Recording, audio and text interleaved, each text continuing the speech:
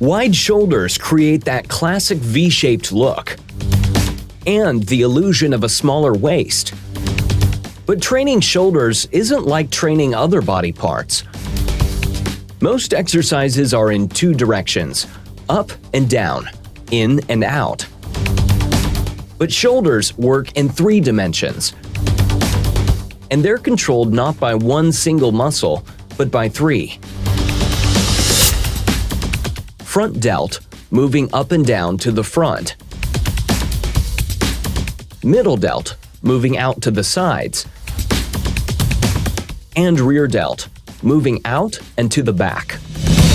Each muscle needs special attention, with training that's targeted and safe. These muscles are used in lots of different exercises for other body parts. So any shoulder injury could mess up your entire upper body training. Training safely is a priority. So the gym hacks you're about to watch are all about preventing injury. We'll show you how to train the hidden muscles underneath the shoulders that help support and protect them. But we'll also show you how to grow bigger shoulders by training each muscle separately with the most effective pressing movements, raises, and flies, all helping you create those full 3D shoulders which are essential for a complete aesthetic physique.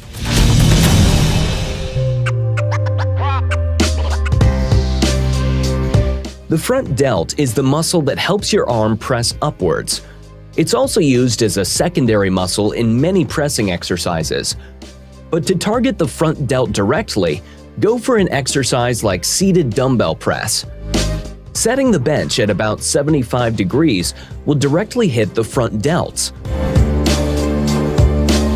Dumbbells, rather than a bar, for a more natural range of movement.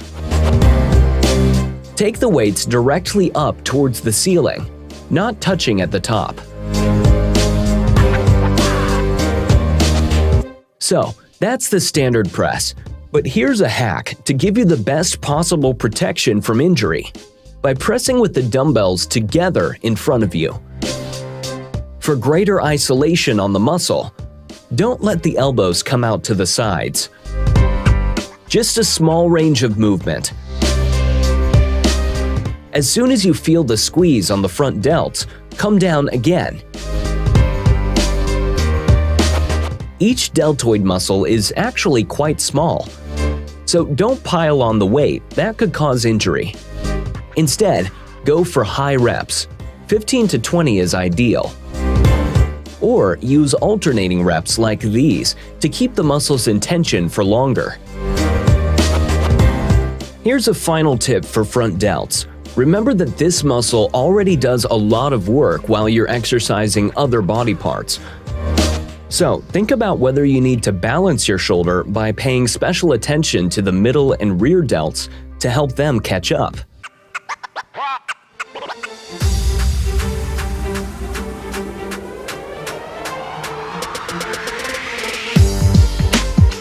If presses are good for front delts, then middle delts work better with raises.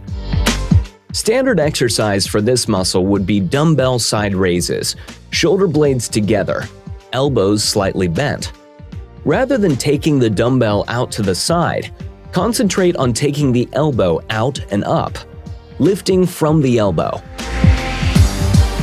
At the top of the movement, twist the pinky finger slightly up. It's called pouring the pitcher, keeping the focus on the middle delt. But there's a risk of injury here. If you twist up too high, it's going to impinge the shoulder. So make sure the weight is no higher than the shoulder at any time.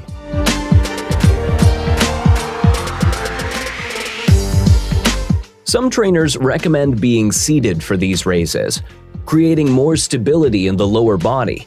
Seated is fine, but if the problem you're trying to solve is stopping the body swinging around, you're probably using too heavy a weight. While dumbbells give the biggest resistance at the top of the movement, cables maintain tension across the whole range of movement. Which brings us on to our favorite hack for middle delts. On cables, take the cable between your legs, leaning into the direction of the rays,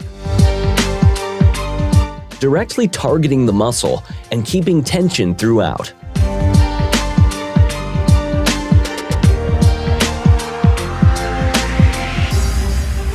Coming up, we'll show you how to train the hidden muscles underneath the shoulders that help you prevent injury.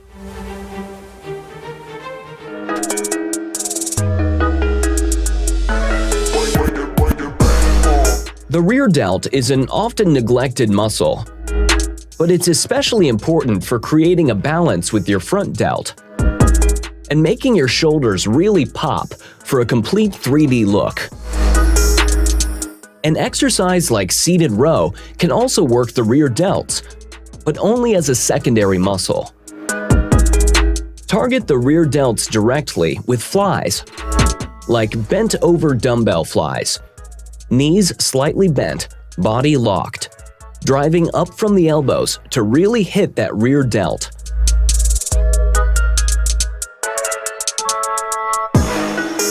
And as you're bent over, elbows can come higher than the shoulders on this one. Again, go for more reps rather than heavier weight, helping protect your lower back. The seated version will create more stability in the lower body, allowing you a greater mind-muscle connection as you hit that rear delt. And there's also an option to use an incline bench for the same movement. This version lets you set the best angle for targeting that rear delt muscle while protecting the lower back. All these exercises are using dumbbells as opposed to a bar, allowing you to pull the elbows out to the sides for a better contraction on the rear delt. But our best hack for rear delts is to use the machine fly, but in reverse.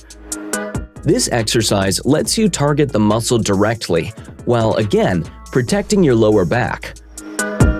But when it comes to preventing injury, there's another set of hacks that are more important than anything we've shown you so far, and they're about the hidden muscles under your shoulder.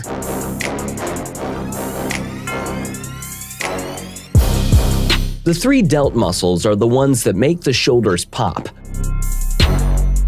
But underneath them, there's a set of muscles called rotator cuffs that support all the different shoulder movements. Ignoring them can not only prevent growth, it could lead to injuries, which will mess up your whole upper body training.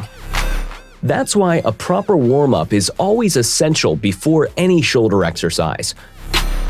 But there are also specific exercises you can use to work the different muscles of the rotator cuff.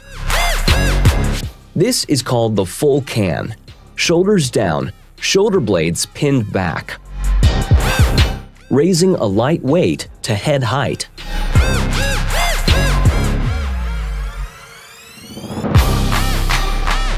The rotator cuff also handles external rotation.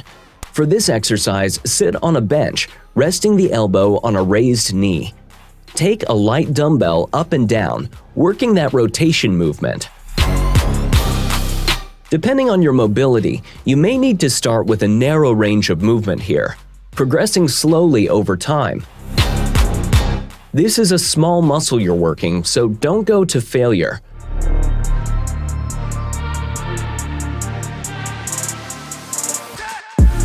So far, we've recommended pressing movements for front delts, raises for middle delts, and flies for rear delts. Easy to remember for shoulder stay. But our final hack may surprise you. Because shoulders work so differently to other body parts, it's okay to take a different approach to training them. Front delts are already going to work on chest day. Your back day will also be working rear delts. So, when you're planning your training week, it's always an option to forget shoulders day altogether. Instead, create a pull day for back and rear delts, using an exercise like machine row to work a whole range of muscles in the back. Then, go on to isolate rear delts. Your push day can include a big compound exercise for the whole chest. Then, a more focused exercise for front delts. All groups of muscles which work in similar ways. It's an option you can use to mix up your training from week to week. Thinking not about separate groups of muscles,